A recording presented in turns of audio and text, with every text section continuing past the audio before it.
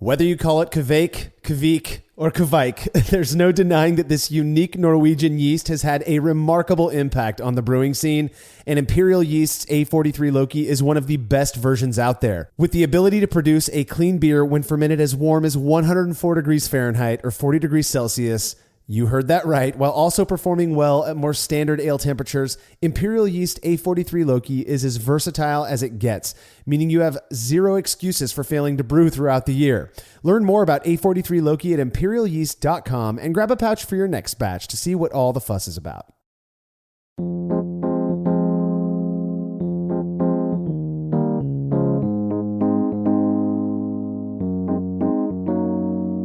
Hey everybody, you are listening to the 250th episode of the Brülosophy Podcast.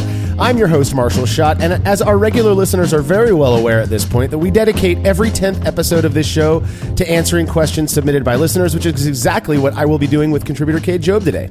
I love these episodes. I mean, the Brü A's are so much fun because most of our listeners has really, really good questions, and I actually had to spend some time looking up and researching these on this one. So this is I love it. It's fun.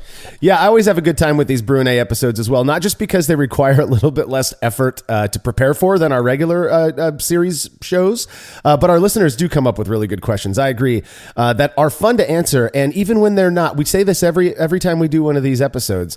Even when they're not brewing related, they're still fun for us to answer. You know, we don't just live and breathe beer, though sometimes it does feel that way. So please keep in mind that we do aim to keep each episode a reasonable length, which means we do not have the time to answer every single question that's been submitted. We have a growing list of Brü A questions, and I do my best to put new submitted questions at the bottom of that, and then to just pull from those in the order in which they were received. So if we don't get to a question that you know you submitted, chances are we will in a future Brü A episode.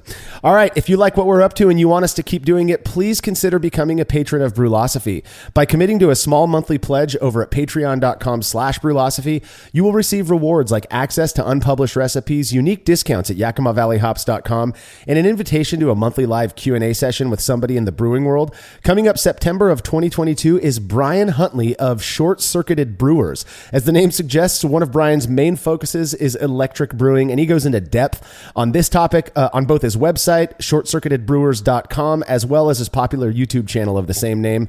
Not only do I enjoy Brian's content a ton, but I've had the opportunity to hang out with the guy, and he is really cool dude who's going to put on a great session. I'm sure of that. So if you want to be a part of this session, you're going to have to make your pledge at patreon.com/Brülosophy by Friday, September 23rd, 2022, as Brian's going to be taking questions that Saturday, the 24th. All past sessions with folks like John Palmer, John Kimmich, Vinny Chilurzo, and many more are stored on our private Patreon and Facebook pages, so patrons can go back and watch them whenever they like. Another really easy way to support us is by using the links found at brülosophy.com/support when shopping online. Your shopping experience doesn't change at all, and we get a little kickback for the referral. Look, I understand how difficult it is to remember to use those links, which is why we recommend people go click on them once and then bookmark the link there so you can use it every time you shop there without even thinking about it. To all of those people who have been using those links, thank you so much. It really is very helpful for us.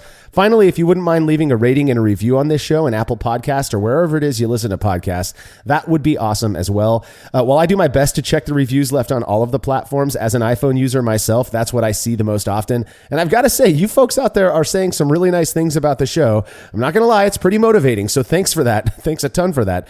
And remember, in addition to stoking our egos, those reviews help people who haven't heard of the Brülosophy Podcast to more easily find the show.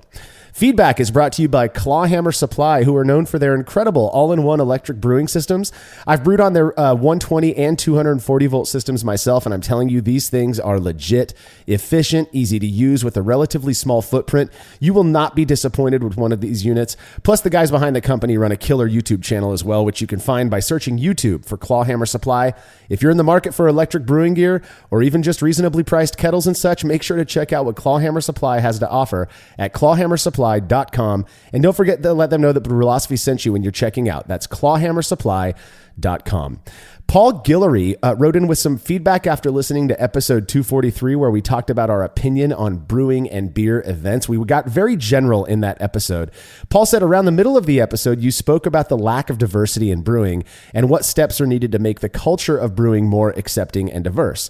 As an African male home brewer and future brewery owner, I can suggest to keep doing what you do. Your comments were a breath of fresh air. I respect the fact that you were willing to acknowledge the problem and identify some steps to change it. The lack of diversity in brewing, whether commercial or home brewing, is a real problem. However, the use of your voice and platform can start that change. It's such an awesome feedback. I mean, it is. It's so every time we do that, the homebrewer survey and we ask the demographic questions, I'm always just blown away. Like, oh my gosh, I can't believe. But it did go up this year, which I thought was cool, right? I mean, or the marginally, the percentage, the percentage of white males went down a little bit, right? Mm-hmm. And so yeah, I mean that's super awesome. And if there are other ways that we can help, I'd love to do that. I mean, that's one of the things I committed to with the Brew Lab, right? Is having a diverse range of guests on there. I mean, you'll find a whole bunch of different people on the Brew Lab, which is cool. And I'm glad to have that feedback. That's awesome to hear that we're contributing in that way. Yeah, I just want to start by thanking you, Paul, for the feedback and to point out that as someone who fits the typical brewer stereotype to a T, I've had a tendency to shy away from talking about this very important topic for a few reasons. One of which is my conviction that as a bearded white male, it feels kind of disingenuous for somebody like me to be talking about it. But your feedback reminded me that it's not that's not the case, totally at least. And I'm open to doing whatever we can to make brewing more appealing to folks who look different than I do. Cade, I'm admittedly not sure how to do that. And that's I think that's the struggle in the conversations that I've had with people. That's the struggle, is how do we do that without it looking like we're just trying to raise our voices but not doing anything otherwise. And I don't want it to become that. I don't want it to be disingenuous. So like I said, I am willing to listen to anybody who has ideas. I know this is also a big focus for the Brewers Association as well as the American Homebrewers Association. Paul, again, thank you so much for your feedback. We wish you all the best in your pursuit to start a brewery. And please be sure to hit us up when you do. I'd love to have you on a future episode to talk about your experience going pro. All right, if you have show feedback, you can send it to feedback@brülosophy.com or leave us a note on social media. When we return from this break, answers to your questions.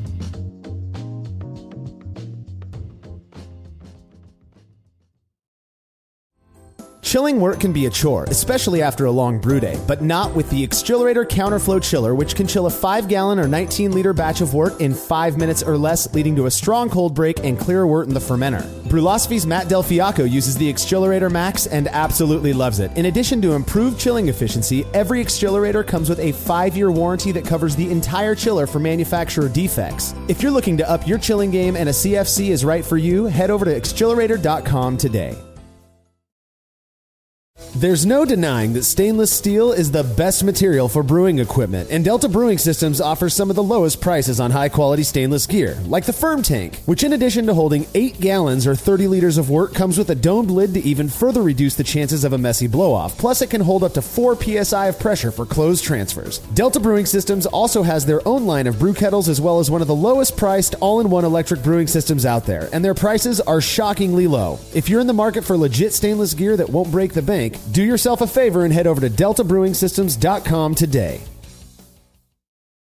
Craftmaster Growlers takes traveling with and sharing beer to a new level. Made from heavy-duty stainless steel, Craftmaster Growlers are double-wall insulated and can keep beer cold for up to 8 hours. Unlike typical growlers, Craftmaster Growlers come with a swiveling tap and fully integrated CO2 regulator cap, allowing beer to stay fresh for 2 weeks or more. The square design takes up less space and will fit in most refrigerator doors, and every Craftmaster Growler comes with a 1-year warranty. There are 64 and 128-ounce versions available over at craftmastergrowlers.com.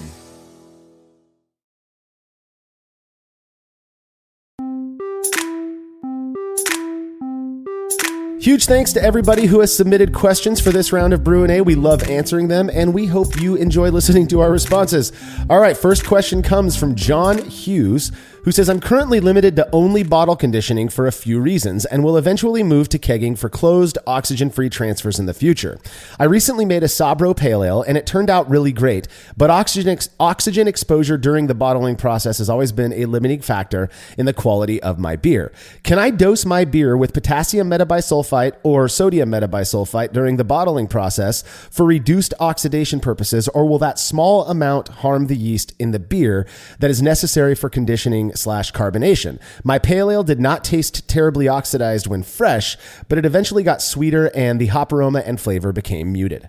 Yeah, this is a question that I've been asked a lot, Yep. and it pops up occasionally, right, on Facebook or Reddit or homebrewing forums, and the answer is yes, you can absolutely use metabisulfites during bottle conditioning, and it shouldn't impact your yeast as long as you take a couple of things into consideration. So the first thing is to get to like antimicrobial levels, or the like where it would actually be dangerous or detrimental to yeast, you need like 200 parts per million. So for wine folks, that's very common because they'll use it like right at the beginning of a fermentation, and they'll drop like 200 parts per million at the beginning of the fermentation to kill off this yeast called Hensinia spora, which is present on wine grapes. And that's kind of where this whole sulfite thing kicked into brewing is like, hey, we don't need that. We don't need the antimicrobial, but we do need this antioxidation thing, to get rid of oxygen so that oxidation doesn't happen. And for that, you only need 10 ppm.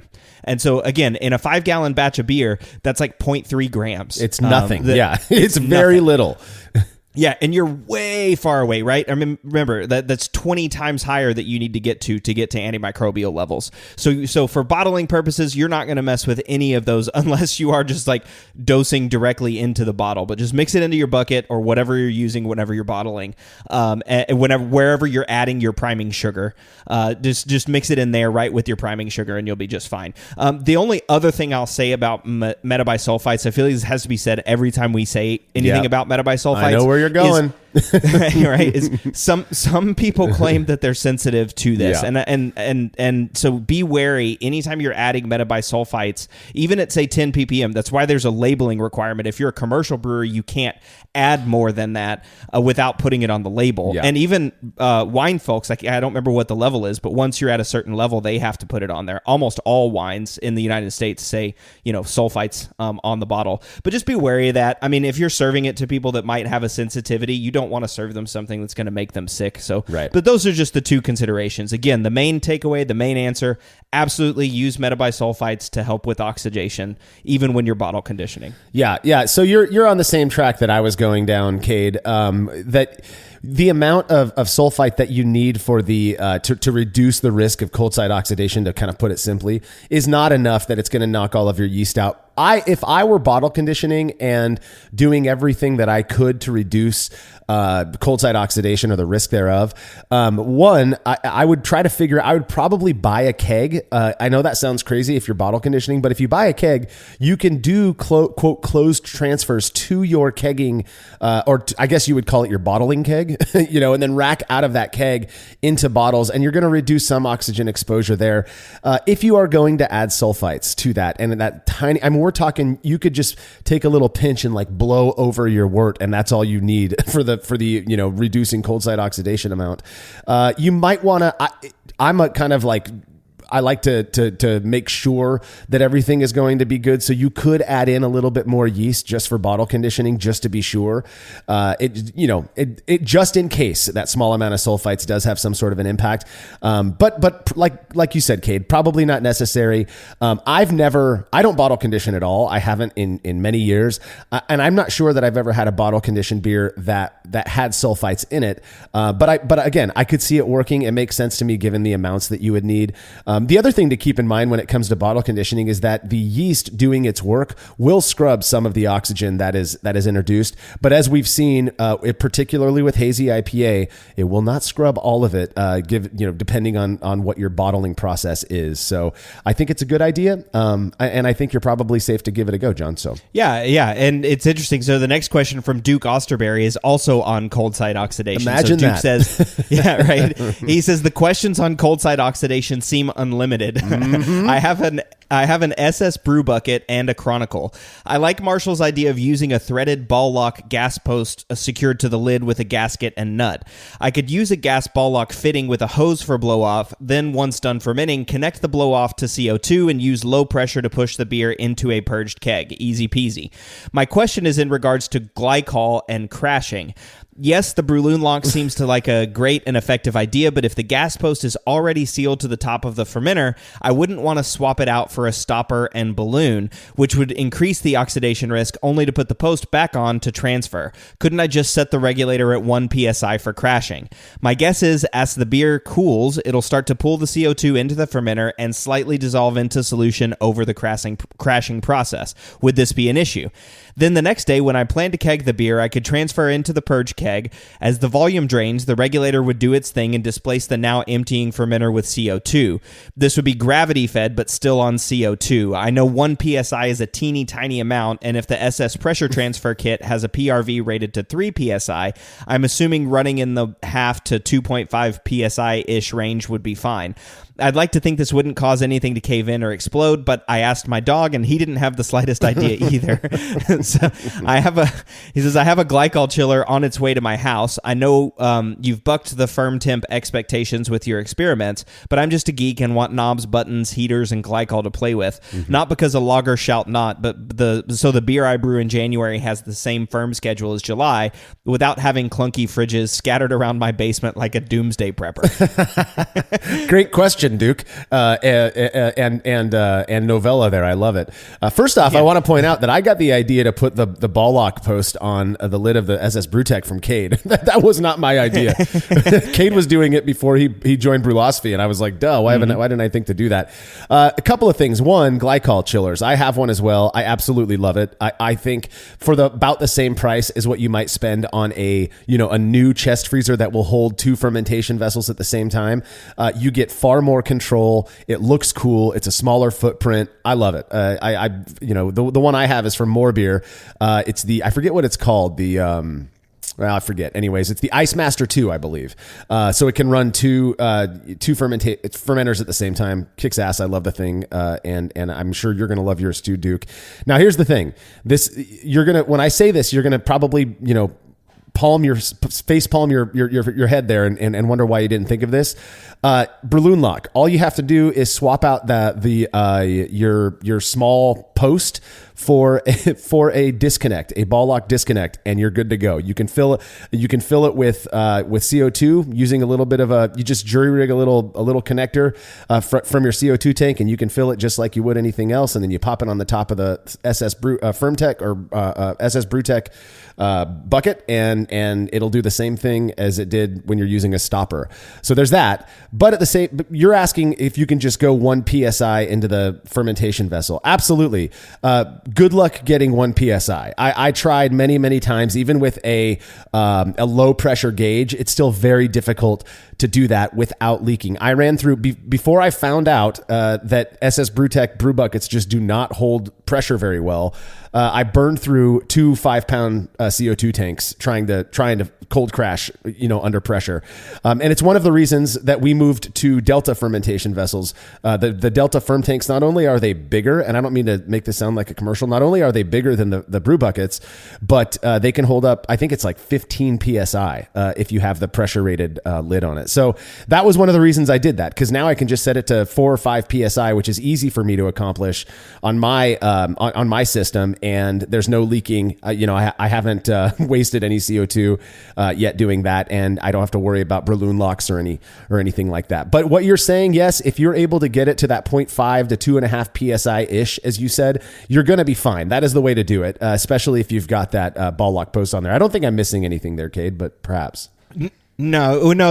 He had a couple of other questions, but before I get to those, the emptying the CO2 tank has become a problem for me too. Yeah, and you've got the brew buckets, right? Is that? Yeah, I've got the brew buckets, and I'll probably be probably be switching over to those deltas at some point soon, just because I'm tired of emptying the tanks. Unlike you, Marshall, I'm like 4 or 5 emptied tanks into this at this point, and it's starting to become really frustrating.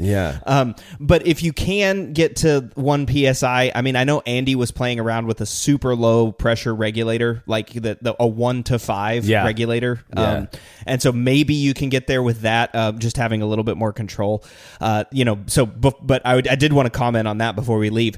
But yeah, then attaching the balloon to the disconnect, 100%. I was like, why don't you just attach it to the disconnect? And it's probably just one of those things that escapes you. But the other thing you asked about is like CO2 going into solution. Is that an issue? And the answer there is yes and no. If you're bottle conditioning, which probably you're not if you're using CO2 to pressure transfer, but if you were bottle conditioning, you do need to adjust the carbonation amount because you will have some CO2 in solution. So you get a slightly overcarbonated beer. If you're kegging, it's not an issue at all. You just set the regulator where you want it once it's in the keg, and then the beer will come up to that carbonation level. But then the last comment about the basement looking like a doomsday prepper, man, that one hit home a little bit for me because that's actually what my brewery looks like. I have a kegerator, which is like a standing fridge that I converted into a 4-tap kegerator. I have a bottle and can beer fridge, and I have a freezer / fermentation chamber. So yeah, I totally look like a doomsday prepper in there with 3 different refrigerators. Or a serial killer hiding bodies in freezers. Oh man, yes, something like that. I mean, I gotta wonder. It's just like, do I really need 3 refrigerators? Oh my god! In my heyday, I had a 7-tap Keyser out of a 14 cubic foot chest freezer. I had another 14 cubic foot chest freezer so I could ferment 2 batches side by side. Then I had a 10 cubic foot chest freezer that I would keep filled kegs in that were holding off lagering or whatever it was. And then we have 2 fridges in our garage because our family is relatively large.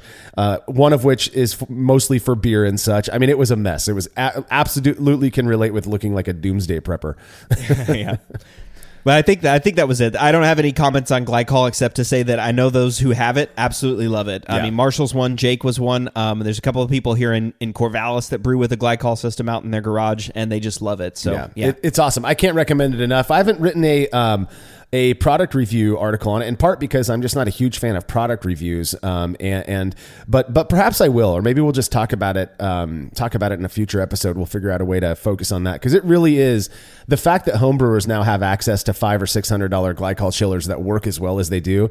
And remember, I live in a place where for the last 2 weeks, we've been over 100 degrees Fahrenheit, which is like 37, 38 C. And it will hold, I can cold crash down to 33 F without an issue. And it gets an entire 5-gallon batch of beer down to about 33 F in about 20 minutes. It's wild. And you're the nice thing is, that the entire beer is that temperature. It's not just the outside of the fermenter, where you have your temp probe attached. It really is the entire beer. So I love it. But all right, next question comes from Daniel Lott. He says, I'm on well water, which tastes great, but it's a risk / variable I don't want to allow into a constantly improving brewing process. I spend $10 to $12 per 5-gallon batch on distilled water from the grocery store. Jugs of reverse osmosis water, that's RO water, are not sold in my area. It seems to me that after 10 brews, a purchased reverse osmosis system would pay for itself. While I'm remodeling the laundry room from the floor to the ceiling, I might as well incorporate a brewing water collection station. Is there a system you guys would recommend? How long in advance do you start collecting the water? How often do you need to install new filters and clean the system? Do you have your system permanently installed at your home, or do you set up and tear down for each brew day?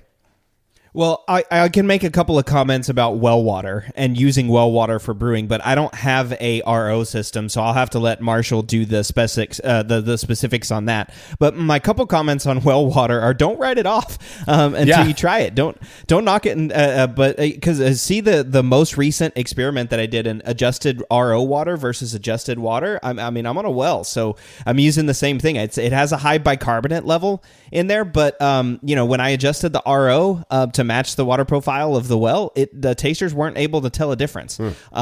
So don't write off the well water. The other thing too is your well water won't change a lot. It's pretty consistent. I mean, there are things that can get into your well, and hopefully you're testing your well at least annually, just to make sure there's not any sort of, bad things that are getting into your water supply.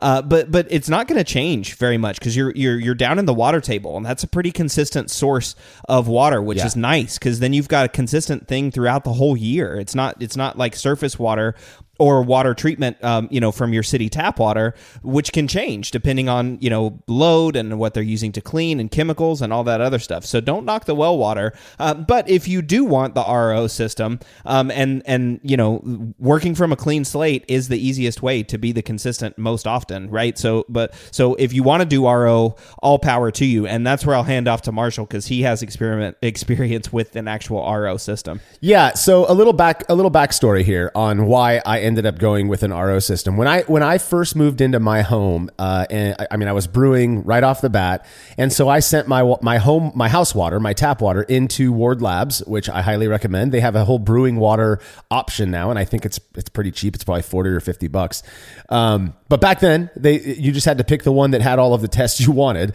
and I did that and learned that, as I suspected, my water was very soft, low bicarbonate, pretty much a blank slate. And so I was using that for all of my beers. And I started to notice a buddy of mine, Wes, started telling me every once in a while, he'd be like, see, this has Marshall's house flavor. I'm like, yeah, I get that too. There's something different about these beers versus other ones that I've made. But it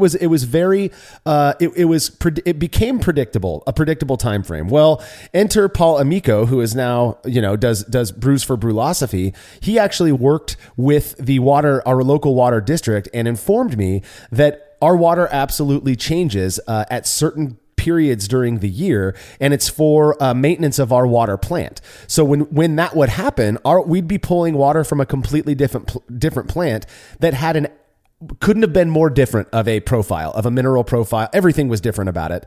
And one of the ways that I realized that it was different, that I learned that I could tell what water I'm using that's coming to my house, was when I would make up a batch of Star San. If I was on my good water, it would stay clear for months. I could leave it in my garage and the stuff would just look like crystal clear water. But if I was on the other water, I would mix it together, and by the next day, it looked like a milky, cloudy mess, right? And so I knew, and apparently that's because of the high bicarbonates that are in that water. That reaction creates that milky-looking Star San solution. So that was why I decided I didn't want to go buy RO water from the store. I just wanted to buy an RO system. And back then, this is probably 6 or 7 years ago, the cheapest ones that you could find would go for, I think I spent $120 on the one that I got, which isn't bad, $120, not too bad. You're getting water. And it was a 3 or a 4 stage system, something along those lines. And it worked phenomenal. I picked up a $10 a TDS, total dissolved solids meter, off of Amazon when I bought my RO system.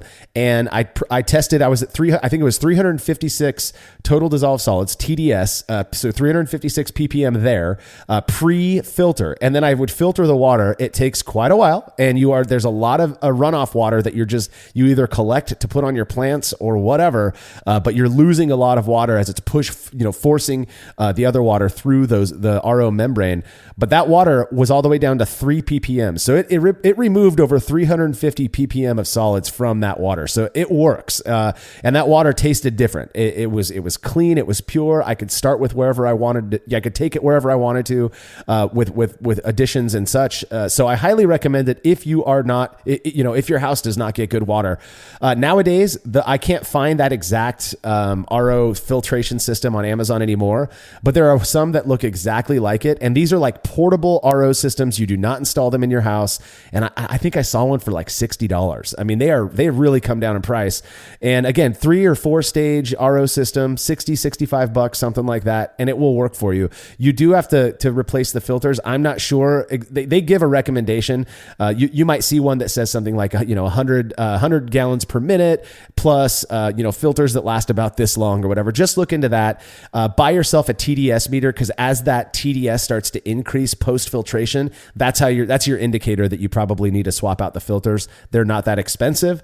They just come in these canisters that you kind of swap out on your kit, and you're good to go. Now, you're also asking about, did we have them permanently installed at my house? I never went that route. If you don't like the water that's coming to your house, you can go ahead and do that. The thing is, it's the same concept as if you have a portable one. And I don't like the idea of having something permanently installed just for making beer. But if that's you, the nice thing about it is they usually come with a tank.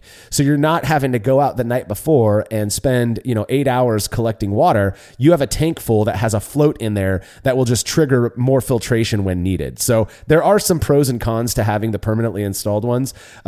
Another thing you got to keep in mind, and this was a tip that I got from John Palmer, actually, when I let him know I was going to start making my own RO water. He said, do not put pure filtered RO water in stainless. I guess it can lead to pitting, and I don't understand why, but he is a metallurgist, so I took him at his word. Something about the purity of that water, I don't know if it has to do with pH or whatever, but you do want to keep it in maybe like a plastic carboy, a glass carboy, or something like that when you're done filtering it. But yeah, that was a lot of words, I understand, but I really did appreciate the RO system. I no longer use it because I've learned precisely when I'm getting the good water at my house nowadays, and I just stick to using that water. So. Yeah. I mean, I think that covers it. And, again, if you want to use RO, go for it, right? It's great for consistency. And I think that's, again, what kind of comes through from both of our feedback. Yeah. So the next question is from Nick Giorno, not DiGiorno, but Nick Giorno from Virginia. He says, my question is about grainy off flavors, especially in pale beers. It's a flavor I've detected in not only my own beers, but beers from newer craft breweries. I can only describe it as what barley tea tastes like, which is something you can find in many Korean restaurants. I especially have this problem with beers that I keg after a 6-day fermentation and start drinking within a week after that. I haven't been using any fining agents, and my suspicion is that this is a flavor that presents itself in unfined beers that don't get much cold conditioning time. I brew all grain in a 2-vessel electric system, and I never get this flavor from darker beers like brown ale or porter. Have any of you ever experienced any grainy off flavors in young beers? I want to start by saying this, that Nick is applying the term off flavor where it may not be necessary. It could be that you're picking up grain flavor and that's okay to be there. I know, speaking for myself, I like when I make one of the things I like about a pale lager is that you can taste the malt. You can taste that Pilsner malt. And for me, I wouldn't necessarily say grainy. I would describe it as more like a white bread or toasty, whatever that may be. But I think a lot of people who are so used to the flavors of, uber hops or, crazy Belgian yeasts or whatever it might be, when they taste a really simple, low hopped, clean fermented beer, they start to taste that grain, and it can taste maybe like, oh, maybe that's not supposed to be there, that grain flavor. Now, if it's tasting like wort, two things that you said, Nick, that come to mind. One, if it tastes like wort and you're packaging after 4 days of fermentation, it may be that you're just drinking wort, at least a small amount of it, and that you're cutting off fermentation before it's completed. That is not a good flavor to me. That worty flavor. I mean, I like the way it tastes, when I'm boiling wort. Don't get me wrong, but that's not what I want in my beer. You want that to be completely fermented out. But the fact that you're saying you taste it not only in your beers but some craft beers as well, commercial craft beers as well, makes me think that perhaps you might just be tasting the grains, and that's not a bad thing, unless you don't like it, and then you can just tailor your brewing to make sure to avoid that. However you need to do that. But I'm not sure, Cade, do you have you tasted grainy off flavors in beers? Or yeah, there's one that I know of that's potatoey. To me, it's like real flabby and starchy flavored. And that comment that you said about, finishing your fermentation after a 6 day at 6 days, and then immediately racking off and start drinking, right? That the fermentation might not be finished. And that's a really, really important point, right? When you hit your final gravity, the fermentation may not be done yet, right? I mean, the yeast is doing other things. The yeast is, I'm going to put this in podcast quotes, air quotes, cleaning the beer, after you hit final gravity. So once you hit final gravity, that just means that there's no more fermentable sugars for the yeast to consume. But so the yeast will start doing other things like consuming diacetyl, and also they'll start consuming these aldehydes. And the aldehydes are what's responsible for this potatoey, starchy flavor, and they can also lead to instability down the road. So those can actually be like young beer flavors, and those aldehydes are present in wort. And that's where a lot of people will talk about it. In barley tea or in wort, you get this like sort of starchy, potatoey flavor that's mixed in with the sweetness. And one place that they're really talking about this right now is in non-alcoholic beers. Yes. So and I think, Marshall, you've even commented about this. Like some of those beers just taste flabby, right? Or they just don't taste right. Yeah, I wouldn't say that they taste like potato, but I'm a big proponent of subjective perception. That what you perceive as potato, my brain didn't go there. But yeah, that is the biggest issue that I've had with non-alcoholic beers. I have a really close friend here in town, not a brewer, but decided to go sober, but still enjoys drinking beer, and so he's been sampling all of these NA beers lately. And surprisingly, the one that I've found, and he lets me sample them when he's around, the one that I've found I like the most. And I'm not saying that I actually like it, but the one of the few that I've had that I like the most, it's Heineken. And I don't know what they're doing, but it's the only one. I like regular Heineken anyways. I'm not ashamed to admit that. It's the only one that I've had that does not taste either too watery and thin or like wort. But yeah, I mean, that is a thing as well. I never would have considered with Nick's question, Cade, that it was necessarily a post fermentation issue and that there just wasn't enough time for the yeast to clean it up. Cause unless he's pitching like dry yeast and it just takes longer for it to do its thing. I've kegged beers, really clean, pale blonde ale type beers 4 or 5 days after pitching yeast, and they're clean and they clear up and they don't taste like wort at all. So I think it just depends on like your pitch rates, your process, and honestly your palate and what you perceive, and also what you like and you don't like. Yeah, and I mean, I would say for more information about these aldehydes and especially as it relates to non-alcohol beers, go check out the Brü Lab episode that I just did with Brian Gibson, where we talked about Torulaspora delbrueckii, and because that was the main focus of his research. There was looking at these aldehydes that are left in wort in non-alcoholic beer, or left in beer in non-alcoholic beers, that the yeast just isn't cleaning up, whereas like yeast would normally do that as part of the post-fermentation cleaning of the beer. So yeah, that could be it. But like Marshall said, maybe let it sit a little longer in the fermenter, and then better yeast health, like you said, pitch rate and those other sorts of things, making sure you're pitching healthy yeast at the front. Yeah, but if you're picking up that flavor in every pale type of lager that's not brown or porter, it may just be that you're tasting Pilsner malt or pale malt, and that's in my opinion that's a good thing. So if you don't like it, brew other types of beers. Yeah, that's always an option as well. Next question comes from Campbell Starkey, who lives in Canberra, Australia. Campbell says, I was just wondering if you guys have noticed craft malts causing increased hop break and generally cloudier wort. I've been using a lot of Voyager malts lately, which as far as I know is the only Australian craft maltster. That's rad. I've been loving the flavor, but the cloudiness of the wort is insane and is carried over into the finished beers. Any thoughts? Do I just need to up my fining game to compensate for increased protein? Now, Campbell attached a couple photos of the wort from a single malt German Pils he recently made to show both the hop break and how hazy the wort was.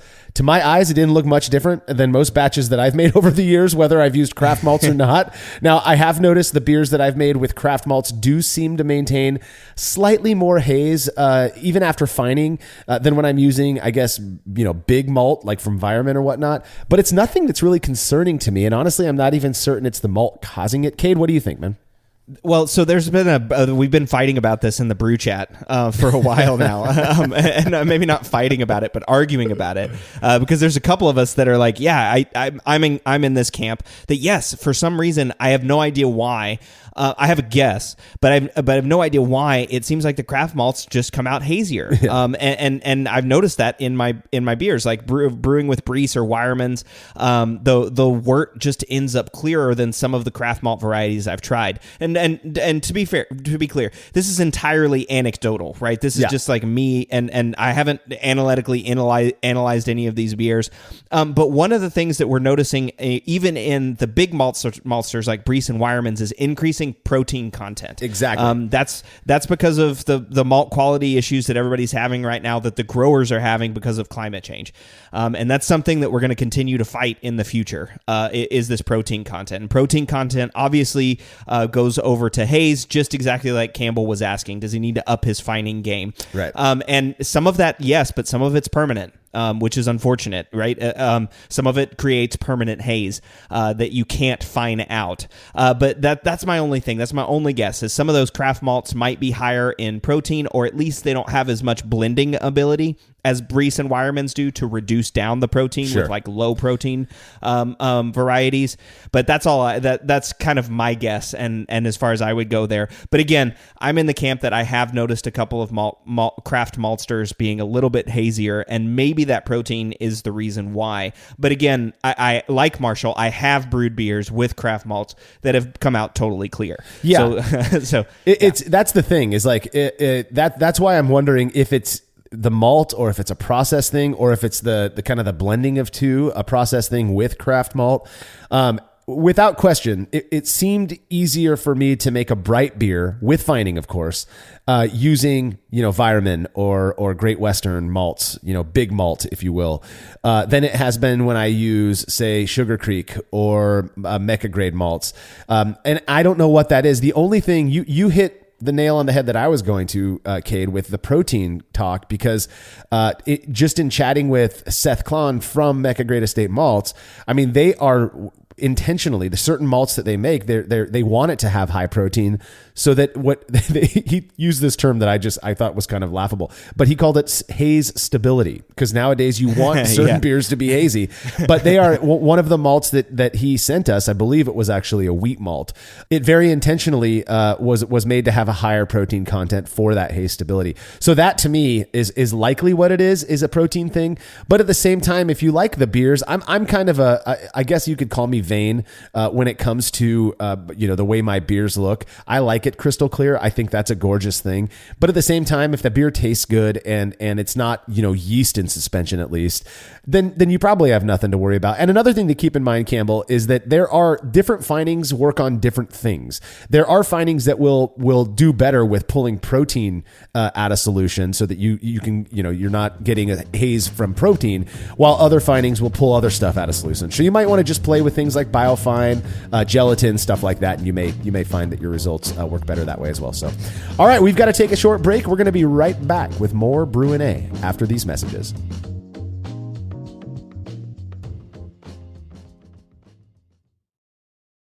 After a long brew day, the last thing I want to do is waste more time chilling wort. I've tried so many different options, and ultimately I settled on the super efficient immersion chillers made by Jaded Brewing. With the King Cobra and Hydra, I'm able to chill my entire batch of wort from boiling to just a few degrees above groundwater temperature in as little as 6 minutes.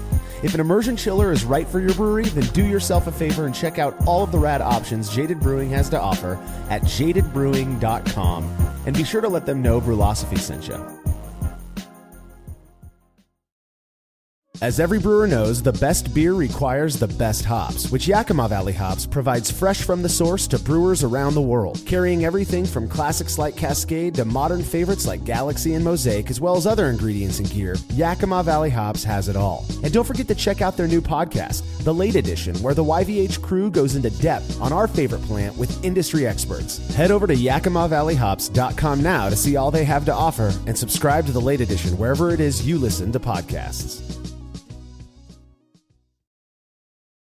Family-owned Atlantic Brew Supply is the largest homebrew shop in the Southeast. No gimmicks, no multinational corporate overlords, and no BS. They offer exclusive malts, yeast, and more from local artisans, as well as award-winning recipe kits. They also sell professional brewing gear and cask equipment from sister companies ABS Commercial and Cask Supply. Most ingredients are available by the ounce, plus Atlantic Brew Supply has an on-site calculator to help you craft your best brew. Orders are processed same day, and 2-day shipping is guaranteed for East Coast customers. Get 15% off your first order using promo code BREWPOD, that's BRUPOD, at AtlanticBrewSupply.com.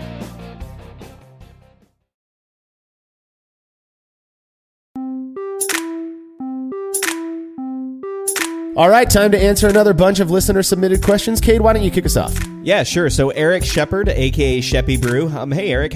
He responds, or he sends a question that says, "I'm curious if there are other homebrewing or related podcasts that you guys tend to listen to and would suggest to the rest of us. Obviously, Brülosophy and the Brew Lab are at the top of my list, but I'd like to add one or two more to my podcast rotation." Well, thanks, Eric, for that. Yeah, obviously, I love that. Thanks, Eric. Yeah, I mean, I'm not gonna lie here. Being somebody who podcasts and who spends so much time, my wife calculated that I spend more than 40 hours a week working on Brülosophy. It doesn't leave much time for me to listen or to consume every other type of brewing related content out there that I would like to. I just don't have the time. But there are some podcasts. I will forever be a fanboy of the Basic Brewing guys, James Spencer and Steve Wilkes. Same, yeah. Basic Brewing Radio to me is one of the most. It's the perfect balance of levity, but also really good information, but done on a very homebrew scale. That I just like the way that they approach stuff. So Basic Brewing. I'm assuming most people are already listening to that. I listen to other podcasts. I always liked Dr. Homebrew on the Brewing Network. I like JP, he has this kind of a quirky way. And then to hear him not on the session, but to hear him on the Dr. Homebrew with the other dudes who are doing the beer reviews with him there. I just like that kind of stuff. I geek out on. But if I'm being completely honest, I don't really do much. I don't really listen to too many other brewing podcasts these days because I need a break from brewing. I listen to a lot of true crime. That's what gets me. And I have my favorite true crime podcast that I listen to, all the time, and that's what takes up most of my podcast listening time these days. So yeah, I mean, Basic Brewing Radio is obviously going to get a shout out from me too. That's a fantastic one. But this is not necessarily homebrewing related, but beer related. The MBAA podcast is great. It's awesome. Sometimes they can. Yeah, it's fantastic. Sometimes, especially, it'll go into things that are specific only to commercial brewers and not as related to home brewers. But but they've got so many episodes that you can listen to and learn from as a home brewer. And then the other one too that I've picked up occasionally is Brewbound, which is just beer industry news. They talk about some other things, not just beer industry news, but that's like sort of the main focus of the podcast. And they do some interviews of different brewers and people, and so it's actually a really fun one too. Again, it's not specifically homebrewing related, but it is kind of like beer industry, like what's going on, like what are the new trends and what are people seeing and what are brewers doing and all that sort of stuff. So I listen to those as well. So Basic Brewing Radio, the MBAA podcast, and Brewbound. Yeah, I've never listened to the Brewbound podcast, but I've been to their website, and yeah, same idea. It's like a compendium of news as it comes out. I really like that as well. But yeah, hopefully that answers your question, Sheppy Brew. I think as the two hosts of podcasts with Brülosophy, Cade, you and I, we spend so much time recording our own voices and talking about this stuff so deeply that it really does. It's almost laborious to hear more talk about this stuff because there's only so much you can say about a specific topic. And so when we're done talking about it, to go and listen to somebody else talk about the very same thing, you don't want to get too burnt out. And so I take breaks. Is there anything outside of brewing that you find yourself listening to podcast wise, or? Well, not necessarily. Oh, yes, sometimes podcast wise. I spend more of my time outside of brewing watching like crappy sci-fi shows. But that's just my thing, right? That's like true crime is your getaway, and like sci-fi fantasy is like my getaway too. So I also listen to like audiobooks of different like sci-fi. Like I'm currently going back through the Wheel of Time series, or not back through. It's my first time through, but it's back through for a lot of people. But yeah, that's kind of what I do. But a podcast that I really find fascinating is Star Talk with Neil. It's Neil deGrasse Tyson's. It's not all just about like space. It's mostly about space because he's an astrophysicist. But it's also just about other things. Like they do some fun podcasts called like Star Talk Sports, where they just talk about like why athletes do certain things the way they do it. But anyway, I digress a little bit there. But yeah, that's awesome. That's something that I listen to for fun. Yeah, we should do a back when we started the Brews Views series on the website. one of the things what we would do is shoot out the idea of hey, to somebody else that's not associated with Brülosophy.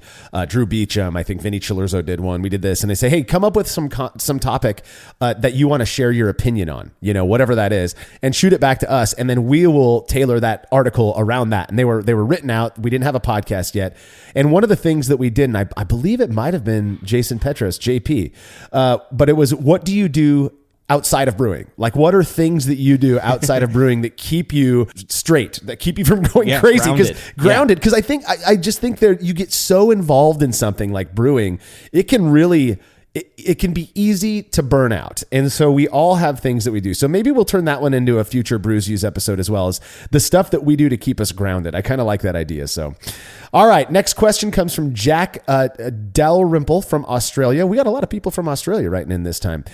Jack says, I've brewed on and off since 2009 and finally made the change to all grain this year with a half dozen batches under my belt. And it's blown me away the difference in quality of my finished product. One of the things I do for work is water treatment. We run an RO plant, and part of what we manage as part of our process parameters is, and this is a term here, it's oxidation/reduction potential, or ORP, which is basically the measure of how the process liquid could cause an oxidation reaction, such as rusting pipes, killing bacteria, etc.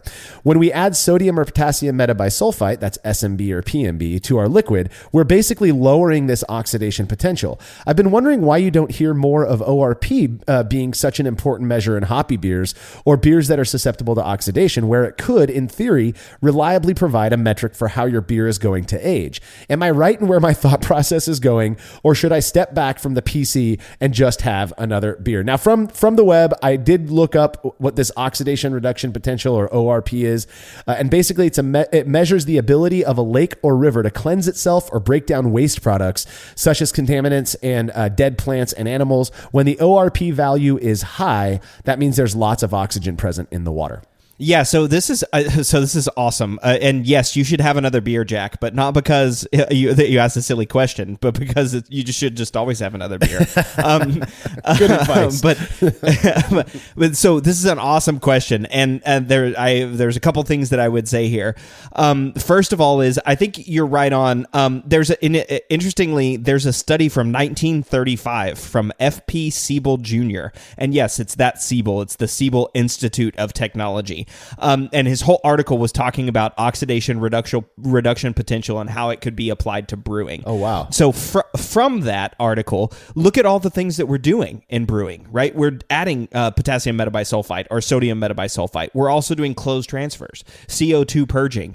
The hyper focus on preventing oxidation, I think, is a way of looking at oxidation reduction potential. But second comment, there's new technology that's coming out pretty soon, and I talked about it on the Brew Lab with Dr. Mangete Zwane, who's in South Africa, but it's called electron spin resonance, or electron paramagnetic resonance, EPR or ESR. And you can absolutely do this. You measure the hydroxyl radical, which is the OH group. You measure it. You can analytically use the electron paramagnetic or electron spin resonance instrument. It measures how many hydroxyl radicals are in the beer, and then you can predict how the beer is going to age. So Flavor Active, which is the company that does all of not all of, but a lot of the flavor standards for beer. And so if you're buying like an off flavor package, it might come from Flavor Active. They've developed this technology and they're schlepping it out to a whole bunch of breweries. It's an emerging technology, so brewers are starting to adopt it, but I think this is going to be something that becomes really popular in the future, because you can do that. You can take a measurement when the beer comes off the packaging line and have a good idea of how long that beer is going to stay fresh in the package just by looking at the oxidation reduction potential or looking at the amount of hydroxyl radical is present in the beer. So it's super cool. It's sort of an emerging technology. So Jack, you're right on point here. And go have another beer because you asked a really awesome cutting edge question. Yeah. Yeah. One, you are a nerd, Cade. Two, I have no idea how to respond to this. I think if I read Jack's question accurately in my mind, or I guess if I interpreted it properly, what he's basically asking, to dumb this down to somebody's level like myself, what he's saying is why don't we use this as a way to predict shelf stability and how long a beer might be fresh or taste fresh or whatever. Is that basically what he's asking, or? Yeah, I think so. Yeah, for sure. So I love that idea. I don't have a response because I have no idea. I had to Google oxidation reduction potential, and I did not find Siebel's 1934 article on it. But I like the idea. it's just finding a method for and talking about it using the right terms, right? So I think, the simple answer is just we're already doing this oxidation reduction potential. We're just not calling it oxidation reduction potential. Gotcha. Right? Yeah. Cool. All right. Well, next question then comes from David Scheil. I'm sorry if I mispronounced your name. From Cedar Falls, Iowa. And he says, at this year's National Homebrew Competition, the category with the most entries was Pilsner. This pleases me very much because I love brewing Pilsners. It's hard to beat one that's well done. Is this possibly the start of a trend getting away from weird beers, back to basic beer-flavored beers? He says, I have nothing against sours, hazy IPA, fruit beers, or a beer with 4 or 5 additives. But if you want to impress me, hand me a Czech Pils, a Kolsch, or a German Pils that is well done. Well, David, I hate to inform you, but this trend started a few years ago, I believe. I understand a lot of us have been drinking for a long, drinking craft beer, drinking good beer for a long time. If you went into a tap room a decade ago, the chances of finding a pale lager or a lager of any type really were very, very slim. I mean, I'd go around we were on the road traveling, doing all of this stuff, and I'd stop at whatever brew pub that I could find or brewery that I could find, and it was very, very rare that you would find any sort of a well-made lager or a lager for that matter. Nowadays, I think it's almost difficult to go to a place and not find at least a Pilsner or a Kolsch, or I know that that's not a lager. I don't want to offend anybody, but a Pilsner, a Kolsch, a Czech Pils, something like that. You're going to find something like that on tap, I think, at most breweries, and I think that's because it became acceptable, and this is where it kind of gets into the philosophy, right, of the way drinkers and brewers think and adapt. But it became acceptable somewhere along the line for us, as I put that in air quotes, for us as craft brew lovers to appreciate the nuanced, simple flavors of a pale lager. And when that happened, however it happened, and whoever motivated it, I don't know. But you start to see people saying, you know what, these aren't bad. We don't have to make fun of quote piss beer or whatever people think it is. We can actually make these taste really good, and they're refreshing, and they do, they're lawnmower beers, if you will.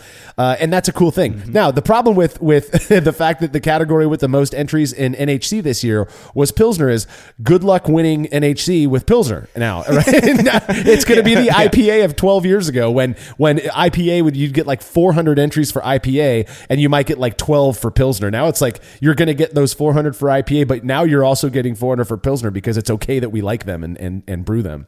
Well, yeah, exactly. I mean, I generally agree with all of those. I mean, I want and I enjoy fizzy lager, right? Fizzy yellow lager. Actually, sort of a fun story. I've got like I mentioned earlier, I've got a beer fridge that just has like cans and bottles. And there's non-alcoholic beer in there, but there's also just like regular beer, just that like kind of like spread out. And in the bottom, I always keep it's 10 Barrels Pub beer, which is an easy one to find here in Oregon, but it's basically just an American standard lager, right? And so I oftentimes I'll like when I'm feeling guilty or whatever, I'll ask my son to be like, okay, just go in the fridge and pick whatever beer you want and I'll drink it. Because if it may be, it might be like a non-alcoholic beer. And if that's the case, then it's like, fine, I got a non-alcoholic beer today. Fine. But he always goes, it's funny to say, he goes and pulls the drawer open and grabs pub beer and goes, here, Daddy, drink this one because it's your favorite. And it's true. It is. It's just yellow fizzy lager, but it's good. And I like to drink it. And there's nothing wrong with that. And I would like to think a little bit, Marshall, you and Brülosophy were a little bit responsible for changing this culture in homebrewing away from yellow fizzy lager as crap. It's not, right?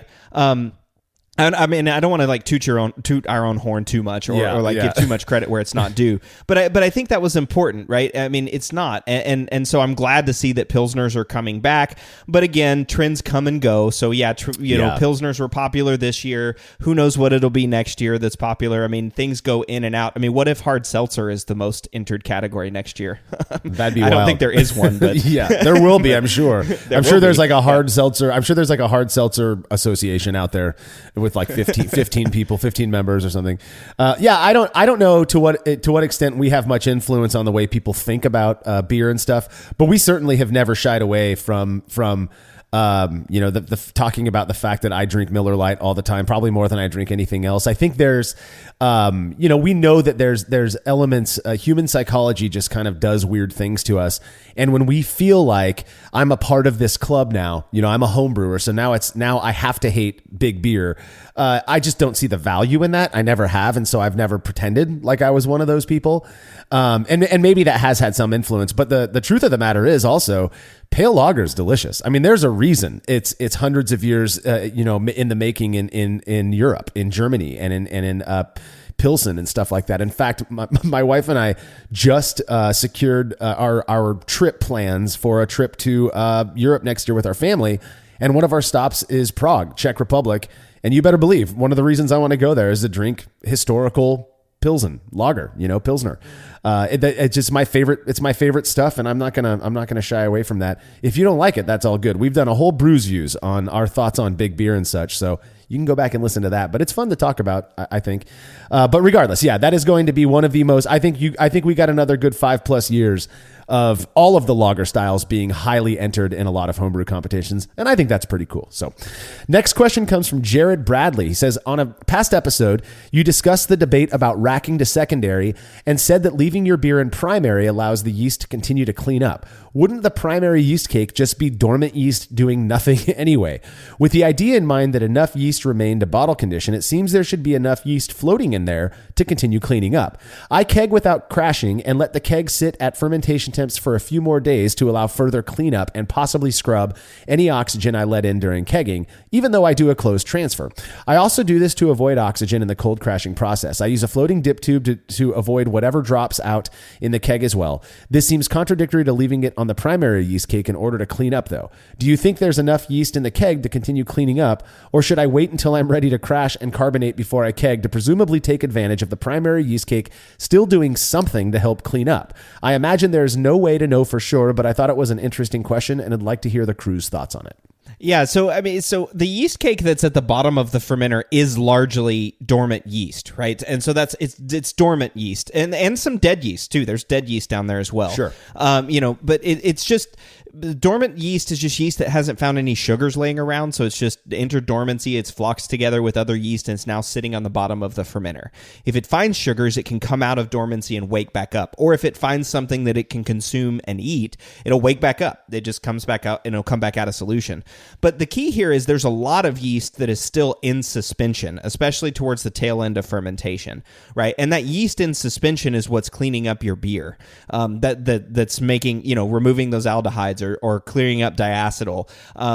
So you want to put it in there. You want to have those give the yeast time to do those things, and doing it in a keg is totally fine, right? As if you transfer from a primary into a keg, you've just made your keg the secondary, and there's nothing wrong with doing a secondary. It's just not necessarily a step that you need to do as long as you're giving the yeast enough time in suspension. It's not really a function of the yeast cake that the beer is cleaning up. It's a function of the yeast that's in solution in the beer, right? That's why that beer is hazy until you either fine it or you put it cloudy, because there's a lot of stuff in solution that's just like hanging out in there. So it's kind of a question of timing more than it is anything. If you want to use a keg as a primary or as a secondary, or if you want to just rack your beer over into the keg and immediately cold crash, I've done that and do that a lot, right? Floating dip tubes are great for that, because then you don't have to worry about, cold crashing or emptying tanks or your fermenters holding pressure and all that. Just use the floating dip tube, let your beer crash in the keg, and you can carbonate it and crash it at the same time, which is awesome. And so I don't think there's any issue with doing that. It's probably very, very successful, and I don't think you're harming the beer unless you're not letting it sit in the primary long enough. As we talked about in that earlier question, yeast needs to do its job finishing cleaning up the beer before you transfer it. Otherwise, you're going to get some of those weird flavors. Yeah, and I feel like we use the term clean up a lot when it comes to fermentation, and this whole conversation, I think it's a bit of a misnomer, and I think the way that we talk about it in terms of what Jared brought up, racking to a secondary, may be a little bit off nowadays, given how healthy yeast is and how quick fermentation is happening. I've packaged beers 5 days after pitching yeast. These are low OG beers to start. It's okay that they're a little bit hazy, whatever, and they taste fine. The issue with racking to a secondary, I have a feeling that Jared's talking about an episode where we focus specifically on whether or not we rack to secondary. None of us do. I don't think any of us have for years and years. The cleaning up bit of it was something that we likely just kind of tagged on to talk about, because that is a reason people will keep their beer in primary. But the biggest issue with racking to a secondary, in my opinion, one, is you are increasing the risk, even if it's a tiny amount. If you're doing closed transfers, you're increasing the risk of cold side oxidation for no benefit. As far as we can tell, and there's other research out there, but we've done experiments on it as well, you get no benefit from racking out of a primary fermentation vessel and into a secondary one, even if you're doing things like adding dry hops, or that used to be the big one. You got to rack to secondary before dry hopping. We found you don't need to. Adding wood, adding other adjuncts, it's just not necessary. That yeast cake isn't going to, absorb this flavor and aroma, so to speak. It's just not going to, it doesn't seem to do that at all. So there's just no benefit. So this is the way I like to think about it, Jared, is if there is some cleaning up that's going on because of being on the yeast cake, the fact that there's no detriment that occurs from keeping it in primary is the reason that I would not recommend racking over to a secondary. It just does. You're dirtying up another vessel for no benefit. And so I think maybe it sounded in the episode you're referring to, like that was a big reason, this whole, post fermentation cleanup, that was a big reason we don't do that. I don't think it's the biggest reason. And I know for me, for certain, it's not really one of the reasons that I leave my beer in primary at all. There are other reasons I don't rack to a secondary. So I just wanted to clear that up a little bit. Yeah, and I guess we should mention too that like I mentioned on timing, if you're leaving the beer in the primary for a really long time on the yeast cake, some yeast will start to autolyze, and that'll result in burnt rubber. But we're talking a long time, like over a month or longer. I don't know off the top of my head the exact amount of time, but so don't leave it in there forever, right? But I mean, also a function of this is too, like, think about how beer was brewed over like thousands of years. The people didn't know that yeast cake had yeast in it, or there was even yeast in suspension, right? They were using the yeast cake. Yeah. So the beer would come off, and then they'd dump fresh beer right on top of that yeast cake, and the beer would ferment. Right? Exactly. Beer would come off, and then go right back on top. So I think just all of that is a function of timing. But like Marshall said, transferring to secondary may or may not be necessary. Yeah. All right. So the next question is from Austin Smith from Appleton, Wisconsin, and he's got a question, or maybe just a story or a gripe. He says, I just got home from a 6-week trip from Wisconsin all the way down to Florida and about everywhere in between. Holy moly. I visited a crapload of breweries and drank a crapload of beer. I've been brewing for 10 years and feel I'm fairly well versed in style guidelines. I don't always follow the guidelines for my homebrewed beer because I'm consuming it myself or sharing with friends, family, and my homebrew club. So during my trip, I enjoyed a lot of really great beers and also had some pretty crappy beers. I had a crystal clear NEIPA, think Pilsner clarity, that was nowhere near to style. They were very new to brewing, started homebrewing in 2020, then decided to open the brewery. The brewer was not on site when I was there. I also went to another brewery in Georgia, and their beer was complete crap. I noticed when I was walking back to my vehicle that in the window they had boxes of purchased wort. Again, no brewer was around when I was there. So the place with the off-style beers, I'd feel comfortable talking to the brewer about styles, recipes, etc. to give my advice on improving the beer. But if I were to have met with the brewer at said crap beer brewery, how would you go up to the brewer and tell them their beer is garbage? I obviously would point out some flaws I could detect. If you were the brewer, how would you take it if a patron said your beer sucked and gave you advice on how to improve? I'm a pretty nice guy and don't really like pissing people off just for fun, as some do on Untappd, like you've mentioned in a previous episode. But I also want to help them improve. I'm not a professional brewer, so I don't know if they would look down on me for being just a brewer. Just curious what your thoughts are. Wow, Marshall, you saved this one for for the end. Yeah, I saved this one for the end on purpose. And full disclosure, we changed all of the use of the S word because we know some of our listeners don't like cursing. We love it over here, but out of respect to those who don't like it, we put crap in place of it. He did say, so I don't know if they would look down on me for being just a home brewer, and I think that's a good point. Here's the deal, Austin. I feel like to answer this question, generally would not be doing it the right, not be giving your question the right, what it deserves. Because truthfully speaking, I think this is based on every person's personality. I tend to be fairly extroverted. I'm comfortable talking with people. I don't shy away. If somebody asks me for their opinion on a beer that they brewed, whether a home brewer or professional, I'm not going to lie to them. I'm also not a jerk about it, but I would never. I feel, and I'm not trying to judge you, Austin, you asked for our opinions on this. I feel like there's an element of sanctimony that comes with feeling like you need to go tell a brewer about their beer if it's bad. I'm not that type of person. I would drink the beer, sample it. If I didn't like it, I might not finish it. I might go and ask for a different beer if I thought the beer was bad. But that, I just go up and say, hey, you know what? Something's up with this beer. Can I have another pint instead, please? And if they say no, I'm cool with that. I'm not going to go Karen on them and fight with them behind the bar. But I would never, I just don't have it in me to want to tell a brewer my personal subjective opinion about this product that they're making and running a business with.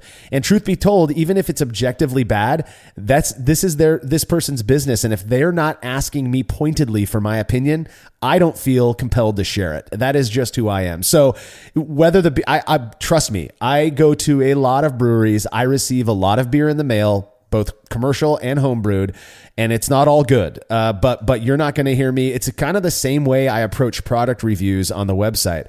I do not want to waste energy spent being negative. I have no interest in doing that. It's not how I live my life. I'm going to be more prone to noticing the good stuff and talking about that and focusing on that. And so it's just not in my bones. It's not in my nature to want to offer up a negative review of somebody's beer, especially to the person who made it, who is putting forth the effort at least to try to run a business. And so that's the best I've got. It seems a little bit sanctimonious to me to think like, hey, I've got this palate, and my personal subjective opinion is that this beer's crap and I should let you know that it is.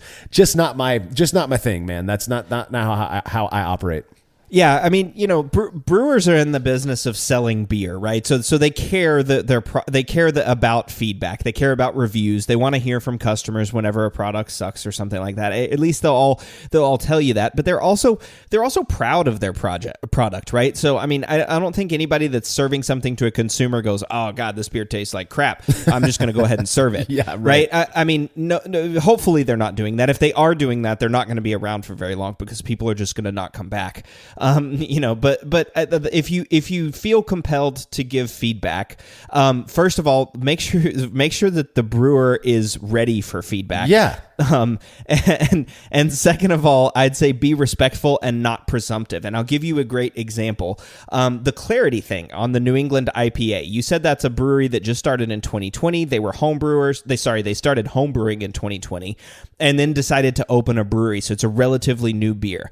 If you listened to episode 44 of the Brew Lab, I talked to Laura Burns at Omega Yeast about achieving haze stability. It's called yeast-dependent colloidal haze. There are big breweries in this country, like breweries that have class examples, like trend-setting examples of styles that have had trouble keeping haze in their beer. Okay, there's a lot of things that go into that. It depends on when you dry hop. It depends on the yeast you're using. And it's so much so that the research and development team at Omega Yeast did several research papers just looking at how to achieve stable haze in beers, right? So it's not an easy thing to fix. It's not a quick thing to fix. So I would say, like, saying that beer was crap or not into style because it was clear, even if they're calling it a NEPA, they could just be, hey, the beer tastes really great. It's not as hazy as that we wanted, but the beer tastes great, right? So for them to serve that's totally fine. And they might it may be a fun conversation to have with them. Be like, hey, this is a NEPA, but it's totally clear. And they might tell you, yeah, we're struggling with that. Do you have any thoughts? And then you can have a conversation. And that's great. On the other brewery, I don't think very many brewers are going to be interested to receive feedback that like all your beers are pretty crappy. Yeah. And I'll give you a very recent example that I had. We went to a brewery that I was warned against, me and some friends. We were thirsty and we went anyway. And I ordered a blueberry sour that was not good. I didn't finish it. Me and my friends were the only ones there at the bar. None of us finished our beers. It was pretty obvious that we didn't like them.